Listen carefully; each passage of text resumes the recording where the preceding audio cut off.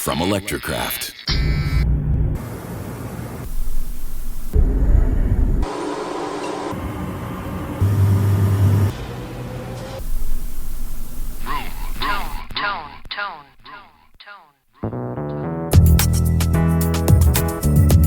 Welcome to Room Tone. My name is William Garrett. Today's Room Tone comes from Electrocraft West, my studio in Hollywood, California. The room tone is altered by the voice of singer-songwriter Aimee Mann. A native of Bon Air and Richmond, Virginia, Aimee burst onto the music scene in 1985 with her band Til Tuesday. The track Voices Carry from their debut album went top 5, and the band won the MTV Video Music Award for Best New Artist. After 3 albums with Til Tuesday, Aimee embarked on a solo career that included a well-publicized break with the then traditional artist-record company relationship, going it alone with her own record label long before it was the norm. In 1999, Aimee recorded songs for the soundtrack of Paul Thomas Anderson's film Magnolia. Her song Save Me was nominated for a Grammy and an Academy Award. A songwriter who truly honors the craft, Aimee has a strong and loyal following and continues to surprise us with new projects, like guest appearances in Portlandia and The Big Lebowski, and her latest musical project with Ted Leo, The Both. I've known Aimee since the early 80s when she formed a band called the Young Snakes in Boston, and I worked with Til Tuesday during their quick rise to fame. We've stayed in touch, and as you'll hear, we always have a good laugh when we get together. In this conversation, Aimee talks about joining the high school drama club, moving to Boston with nothing but the slabbity-blabbity, breaking free from the creative restraints of the giant corporate music machine, and how we both need to Google crust punk. Well, hey there, Aimee. Hi. Thanks for coming in. Thank you. This is fun. Nice to see you out here on these random trips to Los Angeles. Yeah, well, you have a nice network of old Boston cronies. Kind of blows my mind. It's like the whole scene is sort of transported There's to a LA. mass exodus. Well, that's why I came out here, because all my friends moved down. I was like, all right, Right. Nobody's left. I guess I didn't get the memo. I moved to New York instead. Well, there was a couple of trickle downs to New York. Exactly. But anyway, thanks so much for coming in to chat. We both come from the southern part of the United States. You from Virginia, me from North Carolina.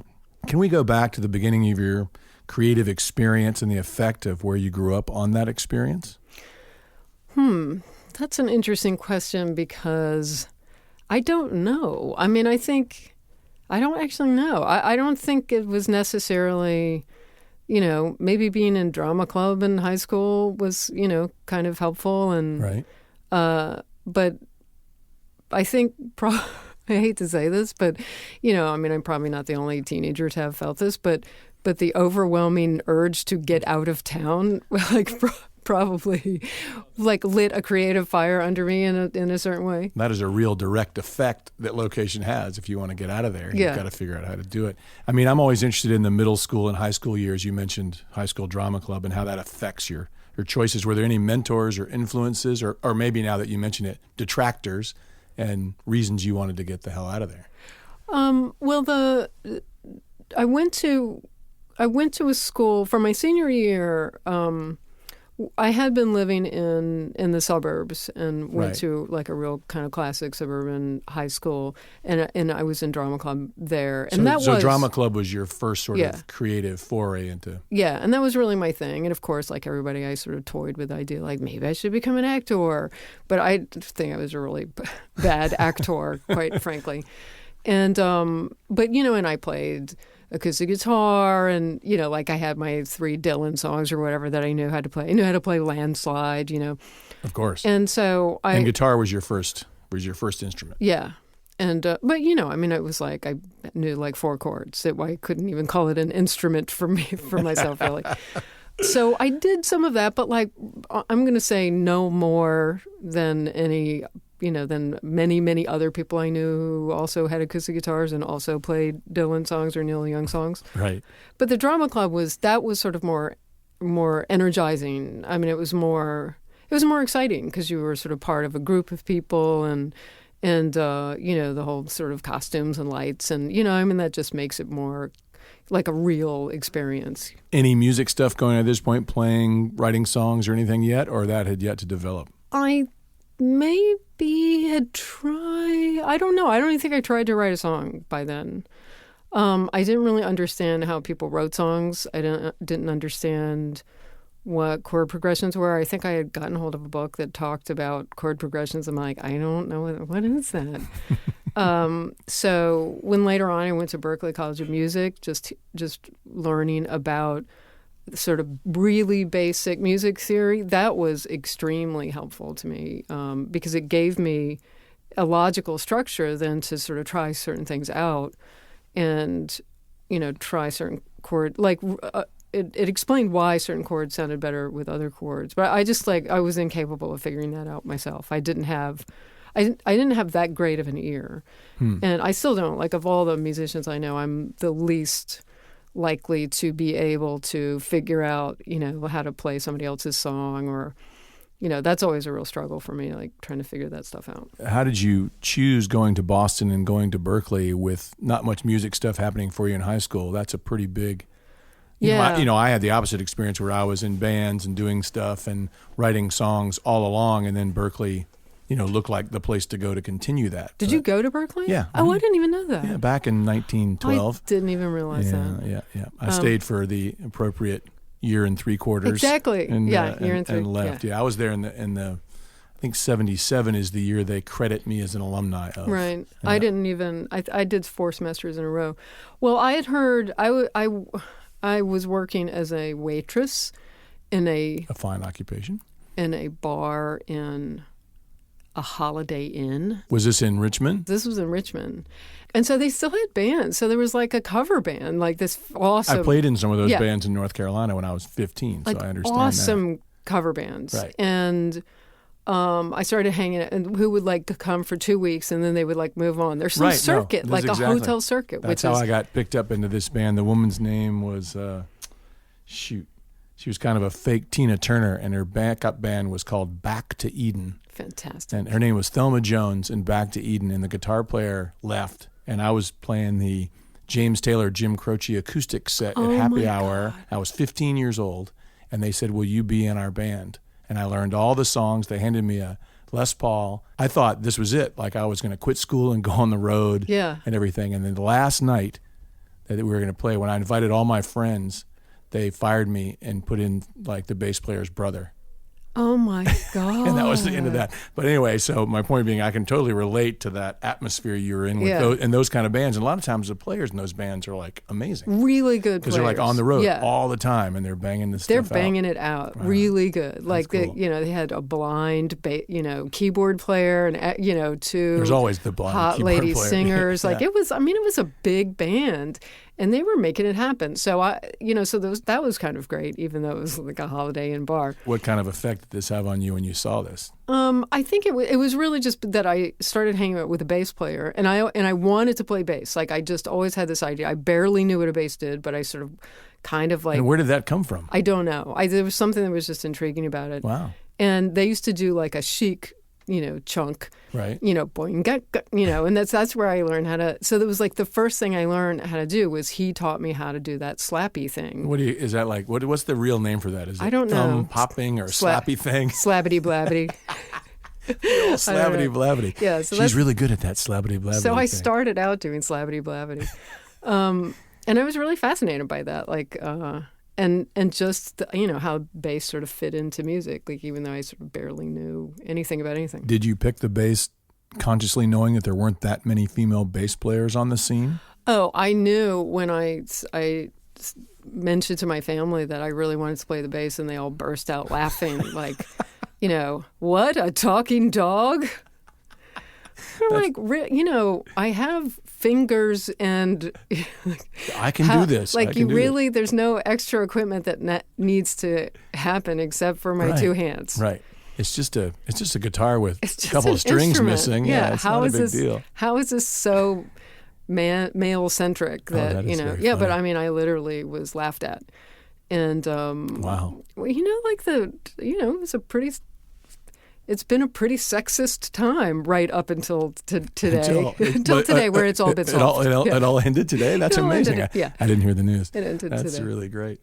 So you're interested in the bass. So how did Berklee come into so and Boston this come in? guy told me there's this school called Berklee College of Music, and you don't have to audition, because I didn't know anything about music. I didn't Right. have an instrument. I mean, my four chord Dylan songs did not count as playing an instrument.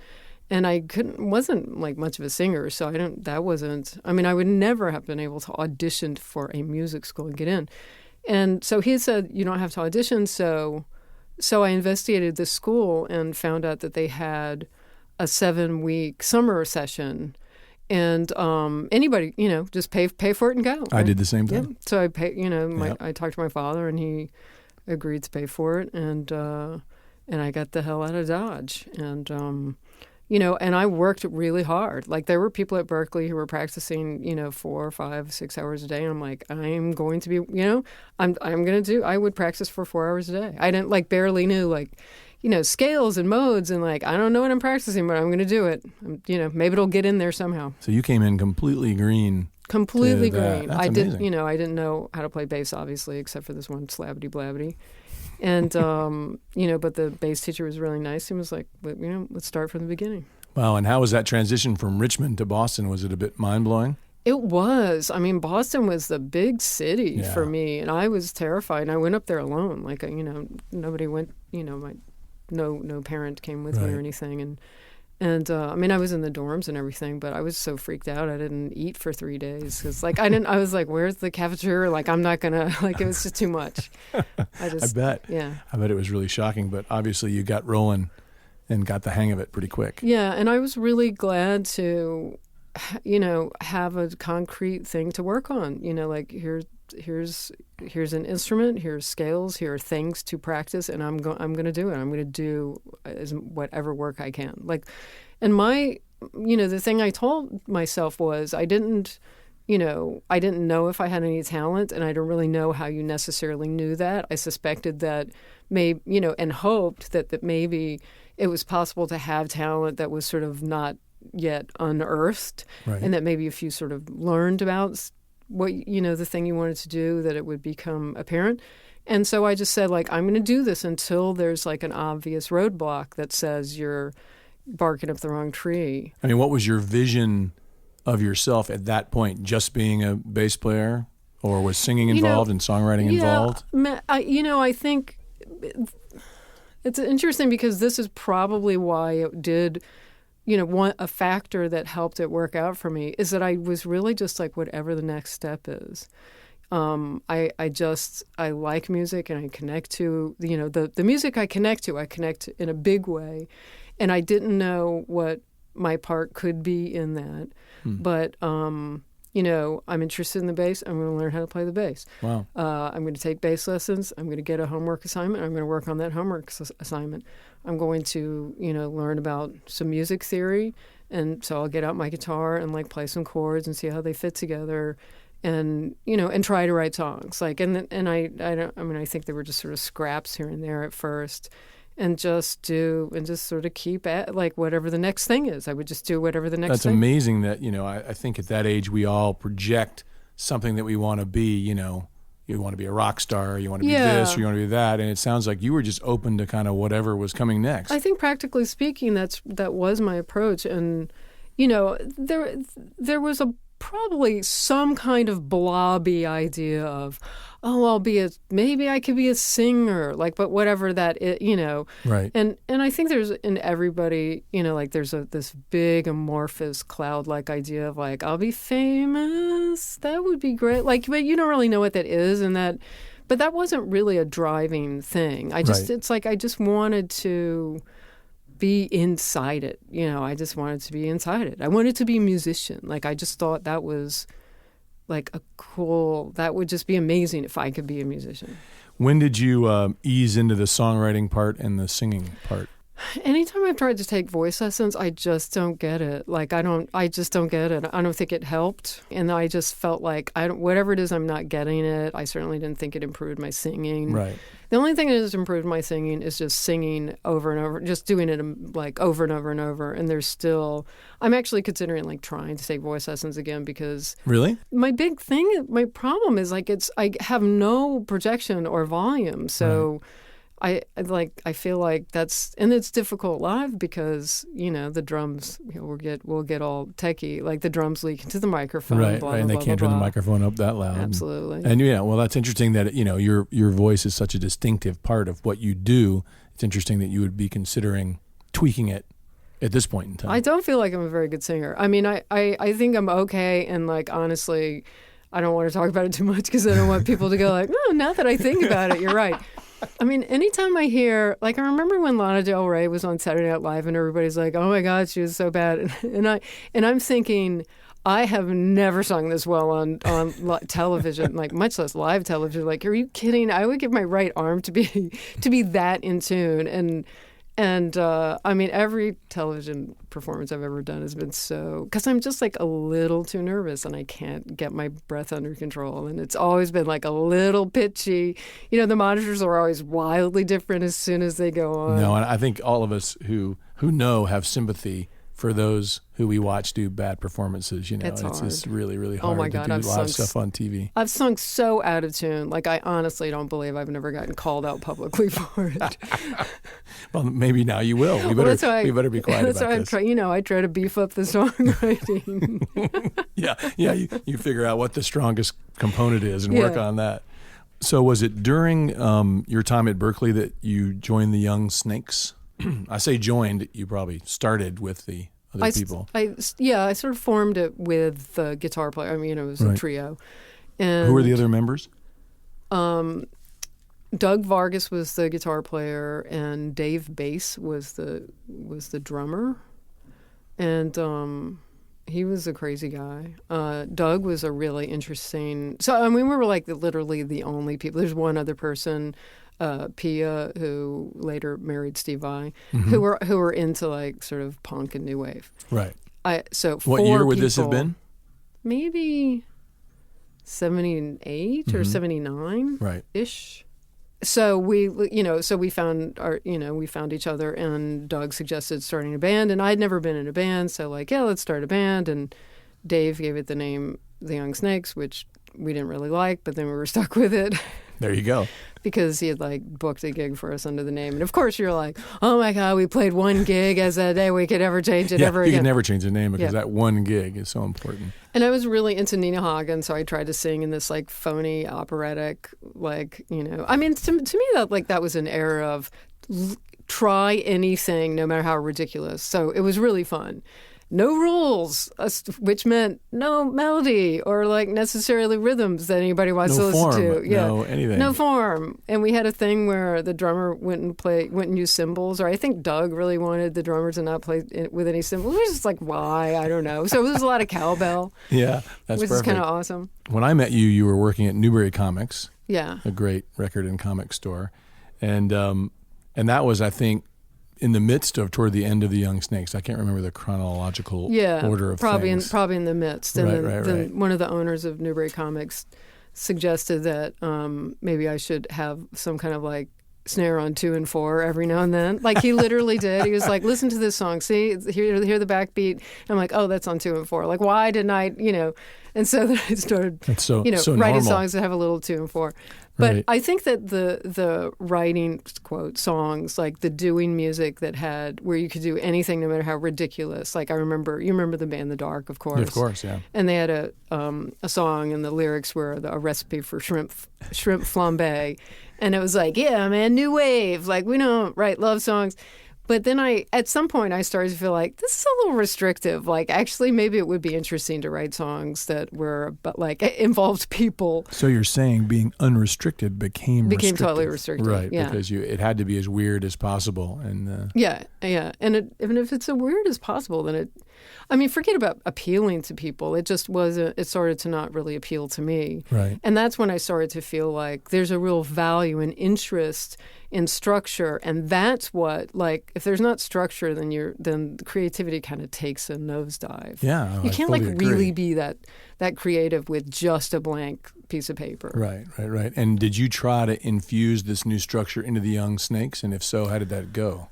I think towards the end, the songs, or like the things I was coming up with, were a little more like songs. Right. And I just, the Young Snakes was, Doug's playing was really, really interesting, but very angular, and he was super into Robert Fripp, so which should tell you everything. but I remember there was like a period where I was listening to kind of Gap bandy stuff. I don't remember. You know me, I'm all about that stuff. That's my favorite. And was really, and then there was other, music like Thompson Twins that were, Duran Duran that was happening too. I would say the biggest influence was like maybe Roxy Music at that point. Yeah. And I was like, I think I want to do more melodic stuff and try to write songs and that have a little bit of a, I mean, I hate to say groove because I can't accuse Til Tuesday necessarily being like groove oriented, but we were really influenced by that. I mean, we had an 808 and we wanted to do the drum machine stuff and, like sexual healing and all that. So how did it transition from Young Snakes to Til Tuesday? I think we lost the drummer did something. We had a different drummer. I don't know. I think probably just fell of its own weight, I just wanted to do something completely different. And how did you meet the other members of Til Tuesday? I met Robert Holmes at a party, and somebody I think introduced him to me as, here's a guitar player you should hook up with. He would be great to start a band with. And Hausman, I think we must have been together already, right? You probably remember. I have a terrible memory. Michael Hausman, the drummer of Til Tuesday. I can't even believe I don't remember that, but he must have. You guys were a couple at that point. We were a couple for like 3 years. Right. Yeah, so I think we were together, and then somebody introduced us to the keyboard player Joey Pesci. And there it was. Yeah. And then Joey was this good-looking guy with a great voice, and he had a really nice melodic sense too. I did his solo project many years later, and it was really great songs. I guess 6 months into that, the BCN Rumble, you guys won the big Battle of the Bands in Boston. We actually had a real work ethic. Like we rehearsed all the time and tried to write songs all the time. And then when we started gigging, we played Monday nights at the Rat. I remember that very well. And trying to sequence our Moog source. How sad. That was the saddest. Which, like, you couldn't sequence at a time. So poor Michael, trying to play along. It wasn't even that. It was like, gong, beep, goo, goo, beep, boop, beep, gong, gong, gong, ging. Good, and so it wasn't really in time because it was just a little knob that changed the tempo, so you could never get. You couldn't really loop it so that it was really in time. That is very funny. Those were great shows, though, and that's really where you guys. We had a blast. Yeah, you cut your teeth, and the Rat was such a great place to play. The PA was so good, and the place was just great. We worked so hard, and my singing style was, developed. Like I went from Nina Hagen to trying to shout over bad monitors. Like that was my that was my singing style. So when you hear like the, it was still in the studio. Like when I hear myself sing that, the voices carry, and I'm just shouting because that's like I don't know how to sing.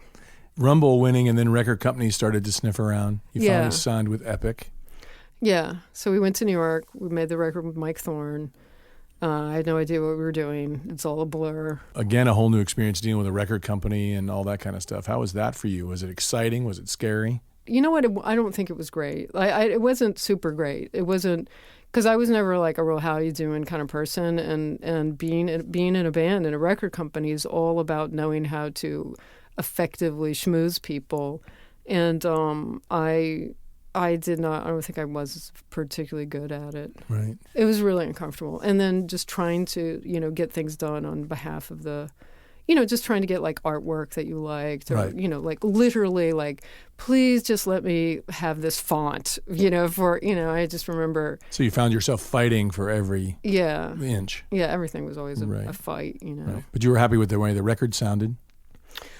I guess so. I think because this would have been the first time you worked with a producer on a full-on project. And I don't think I know. I didn't know enough about production to even know. I'm like, I guess. Like I felt like I had no experience in the studio. I couldn't tell one thing from another.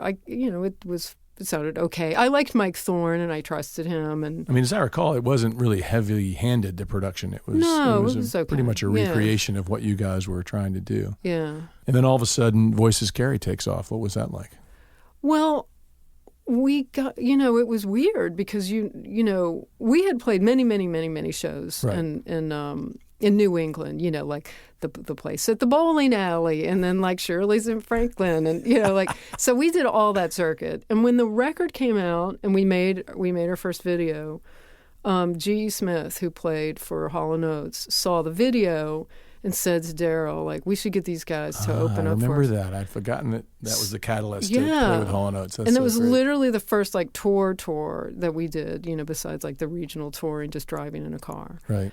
And it was, I mean, that was super weird because we played like, you know, the arenas, like 10,000 seat arenas. But that must have been mind-blowing. You know, with like Jumbo and Jeff, you know, it's for the crew. And driving the van ourselves and like staying in Motel 6 and sharing a bed. And this is everything you dreamed of. Well, I didn't even dream of Right, it. exactly. I mean, that's the thing. It goes like, I back never to dreamed earlier. of that. You were saying, there's no preconceived notion of I'm going to be on the road and it's going to be really cool. Yeah, especially not playing arenas, which that's just not my thing. Like, you know, I would get this like, you got to make your gestures really big to fill the stage. I'm like, I don't have gestures. Like, I don't know what you're talking about. Yeah, right. But then this is the heyday of MTV. So the video blows up. So we're totally broke. We have no money. We're living on $150 a week. What happened when Voices Carry took off and basically became a hit song? Well, it did. You know, it did. Almost immediately. And so we were very recognizable. Like, I was fairly famous at that point, like, because it got... And people would follow me home, and it was just really, you know, they followed me home to my $400 a month apartment, and you know, I'm like, oh, this is weird. I bet it was totally weird. It was really weird, yeah. Because it was really quick. It was really quick, yeah. Right. So by the time you finished doing a tour with Hall & Oates, by then it had blown up and was a big song, right? This can even impart to you the cognitive dissonance to you know, you don't have any money, but people recognize you, and then you realize like what fame is about is that people now have expectations that you will do things for and to and with them, and they're perfect strangers. Right. So like, you know, and it's just a strange. I don't like anybody. I understand, I guess, like why people want to be famous, but it's really weird. And I was immediately like, this is not my gig. Right. Like I don't want to do this. I mean, not like I want to quit music forever, but I'm not the person who is going to like work it so that I can headline the arenas. Like I can't make my gestures bigger. You know, I knew that would never happen, and that wasn't for me, and it just wasn't a goal. But I think, you know, the record company counts on you having a certain kind of, first of all, energy, but also narcissism that's like, there's no, you know, as long as there's one person left in the world who doesn't love me, I got to go work for it. And I just didn't, you know, I was like, I'm cool. That's how they make their daily bread is by the person wanting to be so famous, and they'll facilitate that. Yeah, because you have to do just an enormous amount of work, and I don't know how these people do it. Like, I don't know how Taylor Swift does it. I really don't, because I know how much work it is. Yeah. And, you know, in addition to feeling really comfortable, you know, doing photo sessions and all that kind of stuff. I'm so wildly uncomfortable with that. My favorite time is dealing with fame was us going to the water park in Florida during the MTV thing. Oh, that was weird. Going down the water slide, and you were like, Wilbur, get me out of here. Oh, my God. The people are like moving in, you know, we kind of so couldn't have fun. Yeah. But it was a fun gig. Yeah, I remember we went deep sea fishing. Yes. Yeah, I caught a Spanish mackerel. Yeah, deep sea vomiting, I believe, is what it was all about. One of us had a hangover. I won't say which one. Yes, exactly. We won't go into that right now. But so 3 albums. Yeah, so the second record was when I really started listening to like that, you know, Roxy Music, the Avalon, and we got Rhett Davies who produced that, and he was a super nice guy. He was great. He was a joy to work with. And then I think Joey decided he wanted to do his own thing, so he left after that. Right. And, you know, that the second record was both kind of softer and like not, obviously a different producer, but also I'd started really trying to write songs. When I'm kind of writing stuff that's acoustic guitar, I mean, it's going to sound more acoustic guitar. And then, and I remember many, many arguments with the record company where they're like, acoustic guitar music is not selling. And you go like, well, what about Tracy Chapman? Like, well, she is an exception because of this reason. Like, well, what about this other person? Like, well, they're an exception because of this other reason. You're like, funny. I'm going to tear my own head off. Was Coming Up Close the single off that record? Yeah. But nothing on that really. And then there was a song called What About Love that might have been, right. I think that was also a single. Right. Yeah, but it just never, nothing ever really happened. So then the third record, they literally did nothing. So did Til Tuesday just come to a natural end after that third album? It was just like, there's no point in keeping this going anymore? Well, or did you want to make a big break as a solo artist? No, but that was part of a record company thing too, because we put that record out and literally 1 month after it was out, we were called into a meeting with the company and they said, well, your contract's up and we're not sure we're going to renew it. So we just want to know that you're like going to be willing to write with other people. And at that point, like everybody was going through this, like write with these hit doctors. And so you're like, that's not really my album anymore then if I'm not writing my own songs. And so we saw the writing on the wall and they basically said like, we're not going to let you out of your contract. Like they decided to keep us. So they said not to drop you at that point. But not do anything. Not do anything. Right. Yeah. Classic. And that's when I met John Bryan, and we started working together, and we made this record, and it was like 3 years later where we finally, I was finally released from my contract and then signed with Imago.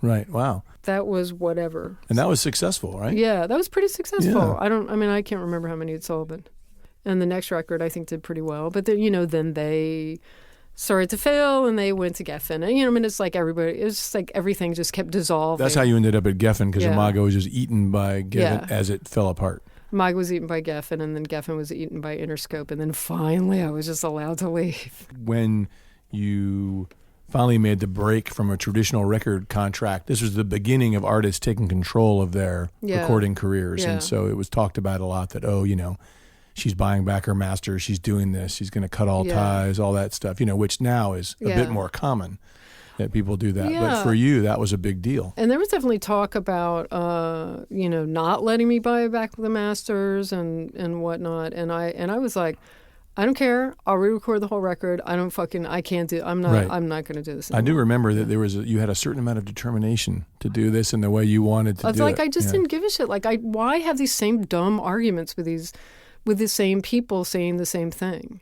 You don't like my record, you don't want to put it out? Don't put it out. Let me go. That's it. Like, I'm not going to talk you into why you should, or like why this is a single, or why the record is finished versus your idea of finished. Like, I'm not going to have this conversation again. Right. I don't even care what happens to me. You were willing to disengage from the core of the business for better or for worse. But I wasn't making any money anyway. Right. I mean, it's not like I'm making... So it wasn't like that engagement was giving you anything except pain.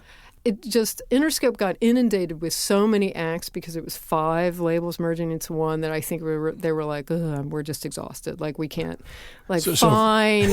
You know so what I mean? The timing was good. It's like, she keeps calling. It's like just a give her what she big wants. Catholic family. Like the sixth kid is really not going to get like hassled about his homework quite as much as the first kid. Exactly. So that's great. So the timing was good that you could pull away. Yeah. So what was your first project post-traditional record deal? What record was that? Well, I had made Bachelor number 2, and weirdly, like that was also the Magnolia soundtrack. Like we did that, and there were some songs that were on both, but and they were all for the Magnolia soundtrack. But Jimmy Iovine, I mean, we met with him, and he was just sort of talking amongst other people and saying like, yeah, I'm Sheryl Crow. We got Sheryl Crow, but her record only sold 1.5 million last time. Like, I don't know. Like, it was this attitude of, no, I don't know if that's worth getting up out of bed in the morning for. Wow. So I was just like, forget it. So they didn't want the Magnolia soundtrack either. Right. And that was on Warner's. And that was, huge Oscar nomination. Yeah, and they did a great job. And I got to see really nice. you and Buddy on the Oscars. God only knows if I sang in tune. I'm not going to. I think you did. Probably not. I think you did. I'm not remembering any of these bad TV performances you're talking about. But. Oh, it's all like Letterman and, like you're right. it's all impossible. By this time, you were officially a solo artist. And even from our days back in Boston, you've always been interested in collaboration, and you surround yourself with, really smart and funny, maybe overly smart and overly funny people, you know. Some. So it's pretty hilarious crew. So that seems to become a part of your solo career. I just think, it's fun to write your own thing and go like, oh, look what I did. And that is fun, and it's very gratifying. But it's also really interesting to work with other people and see how other people work. And then to me, it's an interesting puzzle to see, like with Ted Leo, who is definitely, he comes from this sort of, crust punk world, but he's got a great sense of melody. Did you say crust punk? I got that from him. I've never heard of it in it either. I'm sorry to say I don't know what that means. But it's evocative, so okay. I get a flavor. Yeah, exactly. Yeah, everybody look that up. Yeah, Google that. So to the puzzle of like where is the middle for the two of us? Like where do we meet? And can I learn from his style, adapt and adopt elements of his style? What does that look like? For me, that was just in really dumb terms. He uses a lot more chords. I'm going to try to write a song with more chords. Right. He sort of likes to shuffle. That's why Thin Lizzy became a little bit of a touchstone. Mostly two songs, like The Boys Are Back in Town and this song that we covered, Honesty Is No Excuse. So I kind of used that as a template. And it was just like, okay, I'm going to write a song with a lot of chords. I'm going to start, a stem with a lot of chords and then send it to him and see what happens. What I find so interesting is that you're not so precious about what you're doing that you can't infuse it with something somebody else is doing. So many people are like, no, this is my thing, and this is what I do. And to me, that's just like a dead end. You're not learning, or you're not meeting interesting people. And if it sounds like shit, it doesn't matter. You just do something else. Do that at your own peril. I think people really you lose a sense of perspective for sure. Completely, yeah. And you don't, learn and grow, which is fun. And it's just fun to kind of see. It has to be a fun person. Yeah. I mean, you have a great way of picking out. Again, smart, fun people. And Ted is super funny. And I really enjoyed meeting him in New York. I didn't even know who he was until I came to see you guys play, and he was really, really nice. He's a great guy. He's a great performer. So he brings a lot to the table, and and he brings a lot of stuff that I need to the table, and I'm not unaware of that either. He can always sing in tune. So what else is happening? So you're on tour with with Ted, and then we're going to do a Christmas show. We're doing a Christmas variety show, so we're back with that. And I know you're in New York. I think it's the 13th at Town Hall. Okay, cool. And I'm writing a musical, and I hate to even say it that way because that sounds like, and then soon you will see such musical, but it's a very off and on process that happens. But tell me about the basis of that idea, because it's the concept of your record turning that into a musical, right? Yeah. So my record, The Forgotten Arm, was a concept album, and it had a little bit of a narrative, like these two people run away together. Mm-hmm. He's maybe he spent some time in Vietnam. He's a drug addict, and so it has there's a very simple arc. And I hooked up with the creative director of the Public Theater. His name is Oscar Eustace, and we have the writer is David Henry Hwang, who wrote M. Butterfly. And I'm also going to write, Paul Bryan is my producer and bass player, and we've known each other forever. So I've enlisted him to help me write new songs for it, because I realized that there would be new songs. And I also realized it's just like a big task that I need somebody to bounce ideas off of. Right. And Paul is a really great musician in a lot of ways, and he's a songwriter too. And when's the next solo album coming out? No plans at all. Yeah. No plans at all. I mean, I do have some songs. I'm not as interested in that as having another Both record. Right. And, doing these other things. Cool. But it's like when I went to Berkeley, you have to go with the thing that's in front of you. You can't wrench yourself off the path to this idea of what you should be doing, because it's just not, and you can't force it. I mean, the Forgotten Arm thing is over time, the idea was suggested like years ago, but it's morphed and changed. And there was one writer, and that didn't work out. And then there's another writer, and then he got busy for 2 years. Like nothing happened. There was no conversation about it. And I just had to go like, well, if it's not happening, it's not happening. Well, one of the fun parts of being a hair older is we learn a little bit of patience, yeah, and a little bit that things kind of work themselves out. Yeah, and then suddenly he got back in touch with us and was like, let's set a deadline, and I'm going to have these scenes, and like let's make it happen. That's amazing. Yeah. Well, I can't wait to hear more and see more of that. Well, we have one scene. Well, we have one. We threw out all the other ones. We have one scene. We know it'll be the best one scene play ever. One scene so far, that's great. So we'll see what happens. Well, thanks, Aimee. It's amazing to hear the story from beginning to now, so that's fantastic. Well, thank you. Thanks a million. For more info on Aimee, go to aimeemann.com. You'll find tour dates, videos, and lots of cool stuff. Go to roomtoneradio.com for more info, links, and more interviews. And remember, an interesting conversation beats talking to yourself. See you next time. Somehow I wound up on your bad side. Till now, I guess I had a free ride. But now I join the queue of people dead to you.